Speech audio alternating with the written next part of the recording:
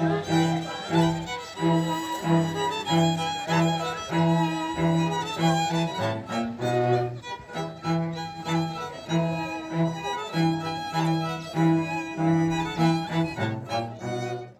me, what is different in Lusaka is that people are not sticking to the old plans.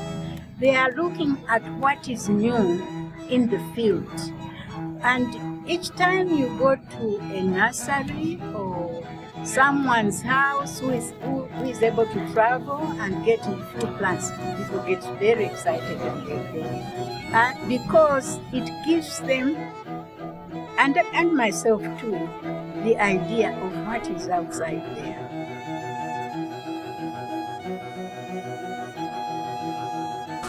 My name is Mazuba Monze, and I think I'm one of the earliest avid gardeners, especially in line with being a member of the garden club. I'm one of the earliest veterans of the club. Lusaka Garden Club. Yes. And I think prior to that, another element of my life that showed that I was an avid gardener. I went to school for gardening. I did horticulture in England, and I also did flower arranging and floristry. Mind you, flower arranging and floristry are two different spectra of arranging or doing flowers. You came into this with a lot of experience. You've been active in the community for a long time. And then what led you to this moment where you said, let me open a garden center? No, I've been selling flowers on and off, but not on a serious note. And I must say, my first teacher in flower arranging was my dad. Interesting. Yes, my dad. And when we had friends or guests over for an event, my dad did the flower arranging aspect of the dinner. So, you know how girls and their dads are? Close. I wanted to do anything Daddy could do. But apart from that, my parents also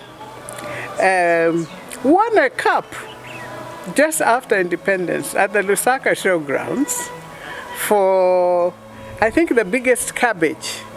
And my sister and I were talking about it the other day. They were like, my sister says, it's a cabbage. And I was like, I thought it was a pumpkin. Wow. But I guess this comes from the genes. Yeah. We've been living here since 1967.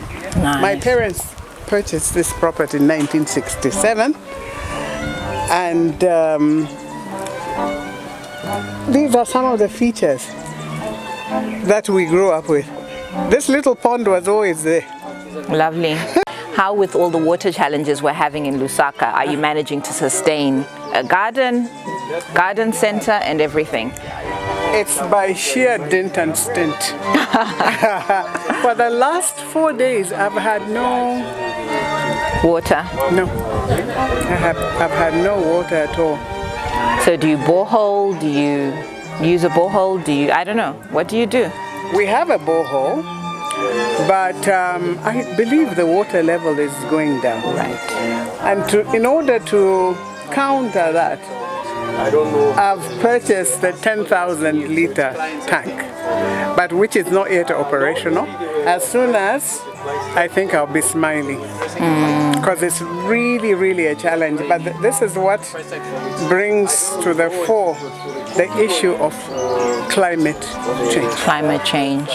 This is my little cave, woman cave. Nice. Yeah, this is where my mom loves to live, on her little bed. But you'll notice there's a lot of leaves. The trees are shedding their leaves. But yeah, this is this place where we normally come and relax. Look at this. You're walking past. famous. Look at this. Everybody's like, how long have you had this one? That's a good question. How long is this? I think about 10 plus years I've had her. And there was one day I almost had a cardiac arrest. Why? I had a new gardener and he didn't understand what I was explaining to him. And I said, listen, can you remove that plant for me? By the time I came home, I found he had hacked it and he was trying to dig it out. You can imagine the funeral that is. Yeah, my heart would have just stopped. I mean, this is a common thing, our gardeners don't have formal training, so really for certain things outside of watering and weeding, you really have to put in the time to teach them. I'm trying very hard to bring them around and get them up to date with everything. I mean, ornamental gardening, it's like agriculture. It's a fascinating science when you learn your different plants and the different conditions that they need. I love this what's it? Brissia. Oh, the zebra patterning. Yes, Brissia. So this is our little corner. It's a lovely sanctuary. It's green, it's covered. I can see why your mom enjoys it so much. Loves it. And what a pleasure to, in their latter years, it's good to make them happy. Right, you're going to say this is for her, not for you. Is that your excuse? It's a dream of every gardener, I think, in my opinion, to have something like this. To turn the passion into something that brings you back some return. You know what I mean?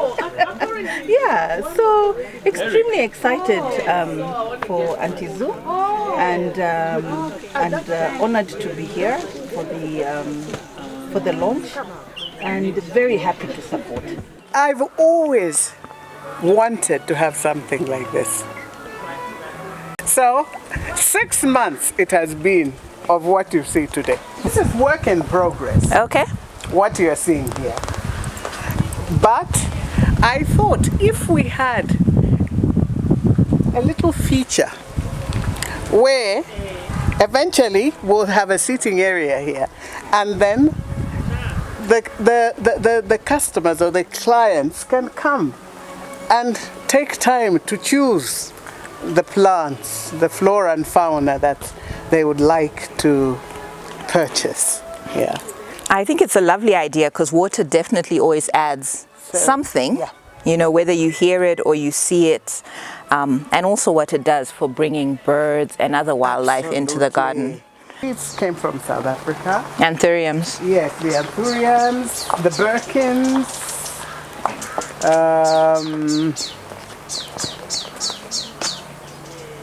I think for now, that's what came from. The rest is proudly Zambian. Very nice. Well, I mean, that's the thing. You want things that are grown locally and have acclimatized. Absolutely. Because then, we're getting into our hot season, so you need plants that will be able to resist that. Exactly. And I would say one thing. After having spent some time in South Africa, I must say Zambia is leading. Really? Yes. And I thought when I went to South Africa that that is the home of but Zambian women have really taken this up. And they really acquire and they go out and search and research and try and find out what's current in the flower world. And I did have the chance to mention to the man in charge of small and medium enterprise and tell him that, this is one of your key businesses in the SME space. And I would like you to take and pay more attention to it because watch this space, this is big. It is big. And especially after coming from a an economy like South Africa. These are big players in the economy. The plant people, the gardening people. What Zoo is bringing on the spot, I think, is the exotic. I really love the exotic flora and fauna. I love bromeliads, the anthuriums. That's me. The philodendrons. I think I imagine myself deep in the Amazon forest, foraging for plants. So these are some of the other things we have on offer, which you can help a gardener or add to your home. I like these because ceramic pots or Yes. cover pots are not that easy to find, especially a range that you can choose from. Yes. So this is a nice addition. Yes. And are these locally made as well, or No. you brought these in as well? Made. These are fiberglass, eh? Yes. They're actually Cement. Fiber, yeah. No, these are cement. they're cement. They're not fiber. Yeah, cement coated in epoxy. Yes. But a really nice finish. Yeah, lovely. Very natural look. And then we also have another aspect of the garden that we have on offer. That is the cake decorating aspect of the... So I might be missing something. How do cakes and gardening go hand in hand? After you've created this lovely environment, what's the next thing you do? Sit down and have a cup of tea or invite friends and family To have some cake. to have some cake. Lovely. Yeah. Yes, and the other thing I actually just want to comment on is I've seen a lot of members of the Lusaka Garden Club have joined you today. You know, I think it's really nice that you get all that sort of support from them. Very supportive indeed. Very supportive indeed. For me, what brought me was the excitement of seeing something new. Apart from what I see in my garden or at the garden club. So my expectations are above.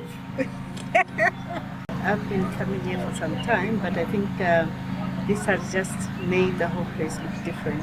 Absolutely. It's beautiful, it's marvelous, and people say plants, especially flowers, are part of therapy. And I think we should all take it up and start using plants as therapy. They are beautiful and they are soothing. Fantastic. I saw. Very therapeutic. Thank you so much for your time, ladies. Thank you. Enjoy your shop. Enjoy your shopping. This you've taken to this journey. This is why I'm walking towards here because of this. Lovely, eh? Sorry. I hope I know there's another one. No. Gone. This is lovely. Beautiful. This is what They're all gone. Yes. Really? Can you believe? Oh my goodness.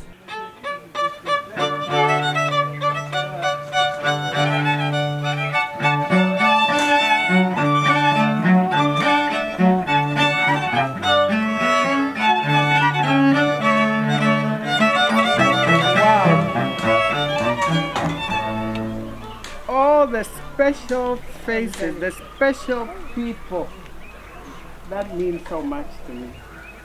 And even more so, these special people who have taken time to come and spend the day with me. All of you have a story in my life. Stories.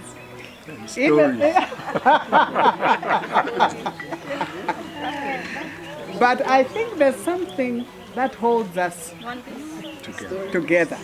That is common to all of us. The love of gardening. Yes. And that is what has brought us today. And I know that when you hear the name zoo or somebody mentions the zoo, the joke that's often said is that, what is her favorite sentence? I'm in the garden. Where are you? I'm in the garden. Always in the garden, from morning to night. I think this passion I hold for this first is a commandment from God. Yes? He's given us nature to tender and care for. He gave this to us, this beautiful world. So when we do this sort of thing, or we carry on with this passion, it means we are following what our God wants to do. We are saying thank you Amen. to Him for this beautiful world. Ladies and gentlemen, Lusaka Garden Club is the oldest garden club in Zambia. Our club was formed before independence. Wow. Yes, way before independence.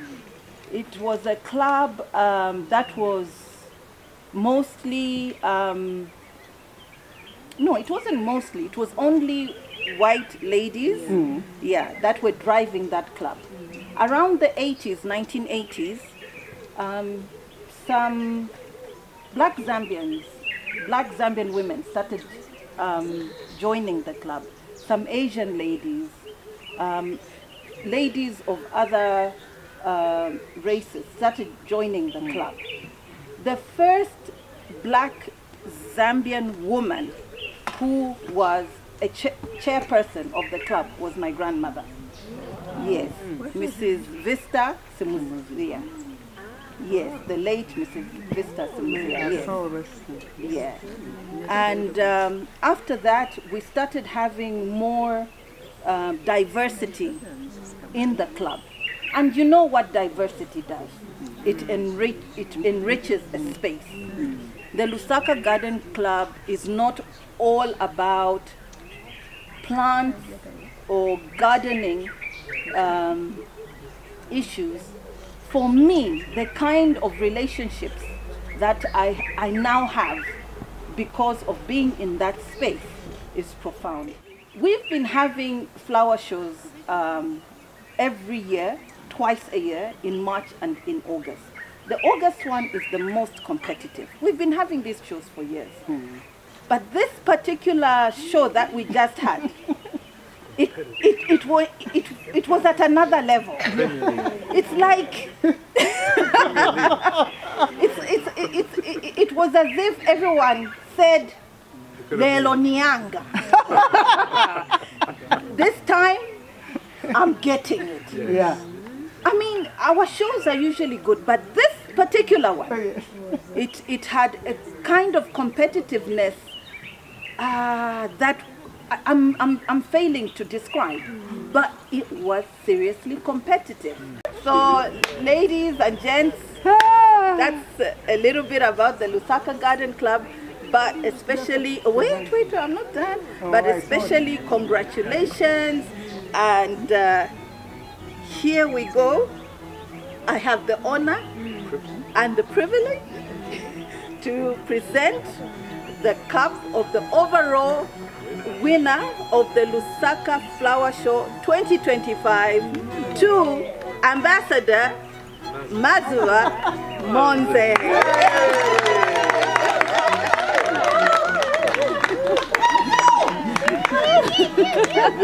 Yes.